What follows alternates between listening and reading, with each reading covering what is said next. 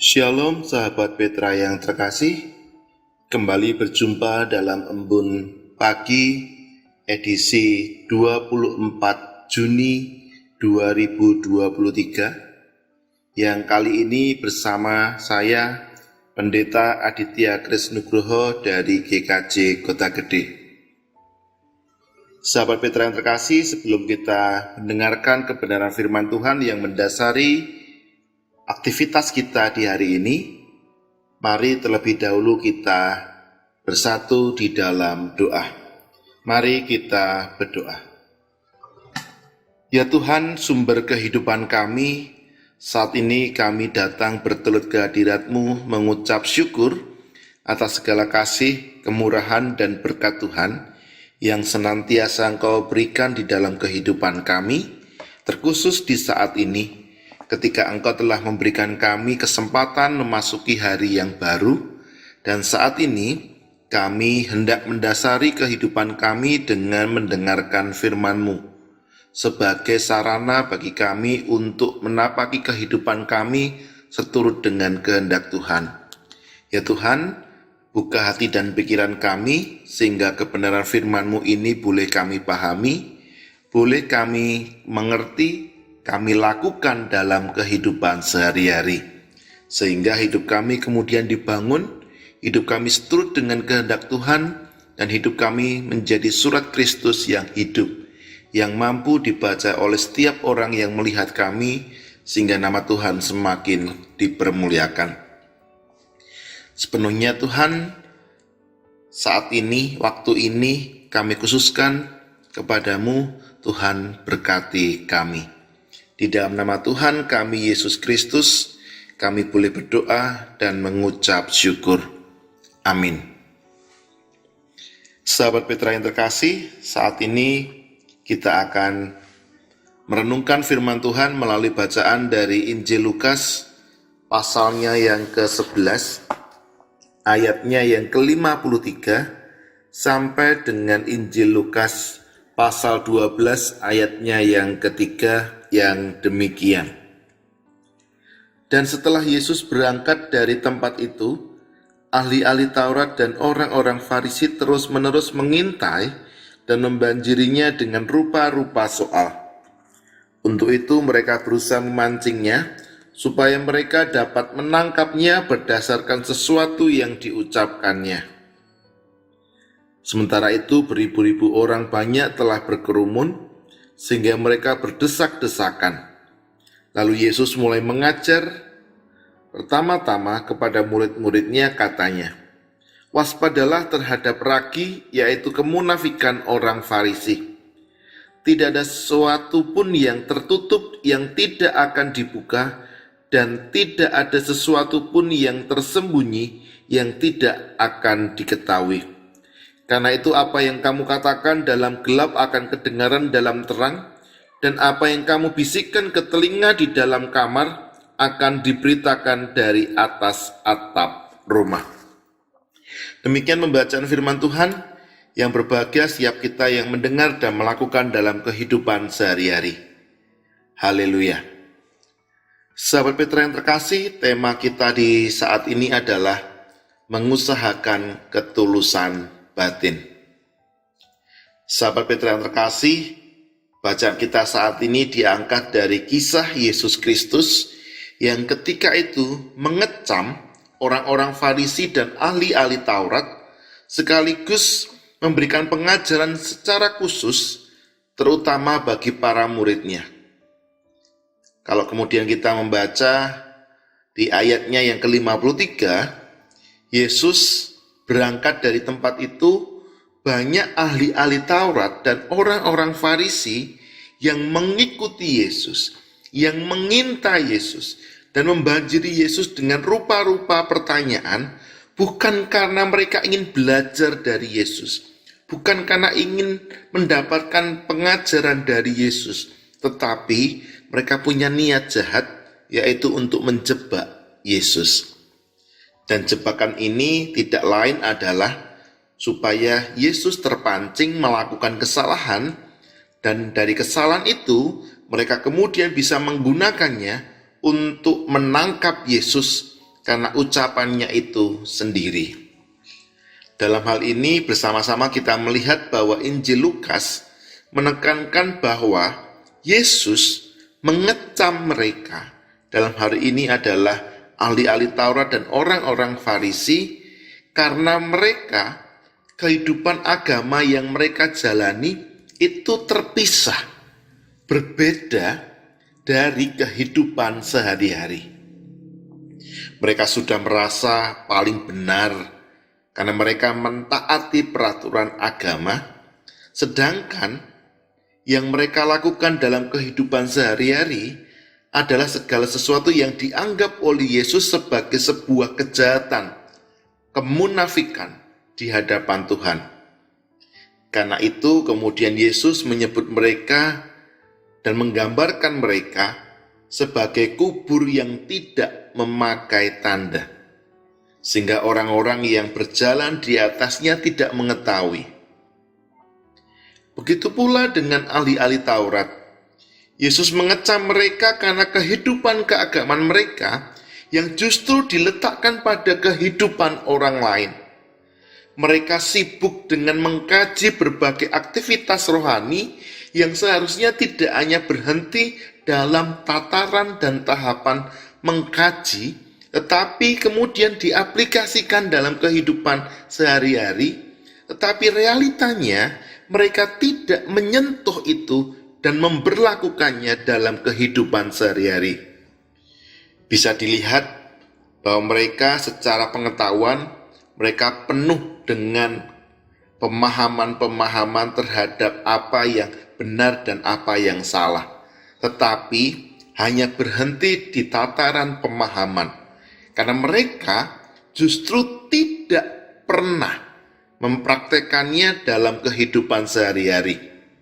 Oleh karena itu, maka kemudian Yesus mengecam dengan keras kehidupan yang dibangun oleh orang-orang Farisi yang membuat mereka hanya menekankan kepada pengetahuan-pengetahuan keagamaan, tetapi kemudian pengetahuan itu tidak merubah dan membangun kehidupan spiritualitas mereka.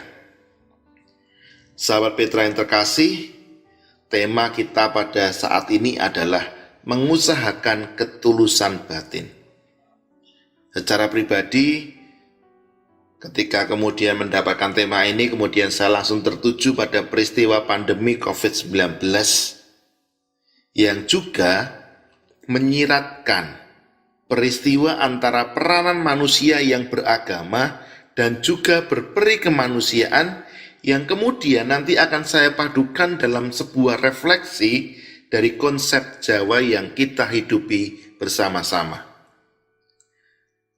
Sahabat Petra yang terkasih, di era pandemi COVID-19, kita manusia diperhadapkan dengan situasi yang tidak nyaman, tidak aman, bahkan di bawah bayang-bayang kematian. Oleh karena diperhadapkan dengan kematian, maka manusia kemudian memunculkan pertanyaan yang tidak lagi hanya keluar dari kepalanya, tetapi menjadi sebuah pertanyaan yang lebih mendalam, yang berangkat dari isi hatinya. Yang diperhatikan dan dipertaruhkan pada saat pandemi kemarin adalah kemanusiaan yang kemudian berdampingan dengan penderitaan manusia. Bagaimana manusia bergumul untuk kesempatan terakhir dalam kehidupannya, dan agama tidak lagi dikerjakan dalam waktu luang. Tetapi agama kemudian akhirnya ditempatkan ke dalam sebuah pemaknaan tinggi dalam kehidupan manusia. Di mana di sisi lain, manusia juga kemudian dipanggil untuk kemudian memaknai kehidupan yang dijalani selagi mereka mampu menjalani kehidupan itu. Dalam bahasa atau dalam budaya Jawa, dalam konsep Jawa, ada sebuah konsep yang disebut dengan Mangesti Sunyo Ratri, yakni konsep yang senantiasa mempertanyakan akan kesejatian manusia, mengenai siapakah manusia, dari manakah manusia berasal, dan akan kembali kemanakah manusia setelah kehidupan itu berakhir.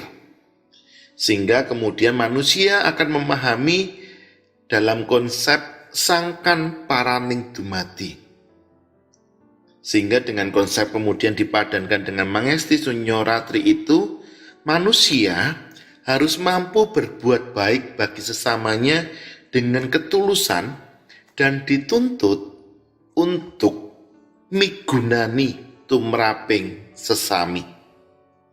Dengan demikian, manusia yang awalnya memiliki kebebasan, tetapi kemudian berubah, diperhadapkan menjadi manusia yang otentik, di mana menjadi manusia yang memiliki nilai apabila ia melakukan perbuatan-perbuatan baik bagi sesamanya, bagi kemanusiaan.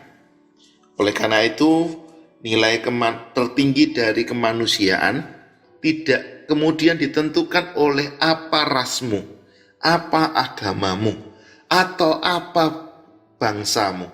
Tetapi nilai manusia adalah bagaimana manusia memiliki kemampuan yang melampaui semua keberakaran dan mampu berpartisipasi pada sisi-sisi manusia yang universal. Nah, sahabat Petra yang terkasih, firman Tuhan saat ini setidaknya memberikan kita dua refleksi tentang ketulusan batin kita terhadap Allah dan sesama kita. Firman Tuhan saat ini mengingatkan kita supaya kita memiliki kehidupan kekristenan yang utuh, tidak hanya menekankan pada pengetahuan semata, tahu mana yang benar atau yang salah, atau lebih menekankan kepada sesuatu yang lahiriah, yang jasmaniah, yang bisa dilihat oleh orang lain, yang kemudian bisa kita upload ke media sosial. Tetapi itu kemudian tidak kita praktekkan dalam keseluruhan aspek kehidupan kita. Dengan kata lain, kita hanya memakai topeng untuk menutupi borok yang sebenarnya banyak dalam kehidupan kita. Kekristenan yang sejati tidak hanya tampak saat beribadah, tetapi dalam aspek kehidupan setiap apapun yang kita lakukan, itu kita tunjukkan, itu kita wujud nyatakan. Baik kita bekerja, saat mendidik anak, saat kita menjalin relasi dengan masyarakat sekitar kita, atau dalam setiap apapun yang kita lakukan, maknai itu semua sebagai bagian dari spiritualitas kita. Bukan hanya ingin kelihatan baik, tetapi hal-hal yang baik itu kita tunjukkan sebagai bagian bahwa itu kita lakukan sebagai bagian panggilan kita sebagai seorang Kristen yang sesungguhnya. Kekristenan yang demikian itulah yang sebenarnya dikehendaki oleh Allah, dan tentu berangkat dari bagaimana kita menghayati bahwa diri kita adalah sesama manusia yang sama-sama diciptakan oleh Allah, yang harusnya juga saling bahu-membahu, tolong-menolong, mendukung dengan penuh ketulusan, menunjukkan kasih kita kepada sesama kita, dan itu adalah sebuah tindakan nyata bagaimana kita yang sebagai orang Kristen itu betul-betul menunjukkan kita adalah orang-orang yang senantiasa ngetut wingking Gusti Yesus Kristus. Sebagai orang yang mengaku Kristen yang senantiasa mengikut Kristus, maka tindakan-tindakan itu adalah tindakan-tindakan yang senantiasa kita perjuangkan untuk kita lakukan. Allah sudah terlebih dahulu menunjukkan, memberikannya kepada hidup kita. Dan dalam kehidupan Yesus Kristus, apa yang baik tidak berhenti dalam tataran pengajaran semata, tetapi Yesus Kristus menunjukkannya secara nyata. Dia berbela rasa terhadap manusia dan melakukan tindakan-tindakan nyata bagi mereka. Oleh karena itu, saat ini kita diminta bahwa tindakan-tindakan baik bukan karena itu menjadi sesuatu yang ingin kita upload kepada banyak orang sebagai sebuah pencitraan semata, tetapi tindakan-tindakan baik berawal dari spiritualitas kita yang mampu menghayati bahwa kita adalah orang-orang yang sudah terlebih dahulu menerima kasih dan kemurahan Tuhan, maka kemudian bagian kita adalah melakukan juga untuk sesama kita dalam setiap aspek kehidupan kita dan tidak terpecah-pecah. Kiranya kasih Kristus menolong para sahabat Petra dalam mengarungi kehidupan ini, menjalani panggilan sebagai pengikut Kristus yang setia dimanapun saudara berada. Tuhan memberkati saudara. Amin. Sahabat Petra yang terkasih, demikian Embun Pagi edisi 24 Juni 2023 ini bersama saya, Pendeta Aditya Kris Nugroho. Saya mohon maaf jika ada kekurangan atau hal-hal yang tidak berkenan di hati sahabat Petra sekalian. Dan kiranya kasih Allah yang senantiasa menopang kehidupan saudara, memampukan saudara untuk menapaki pesiaran hidup sebagai seorang Kristen yang sejati. Tuhan memberkati saudara. Amin.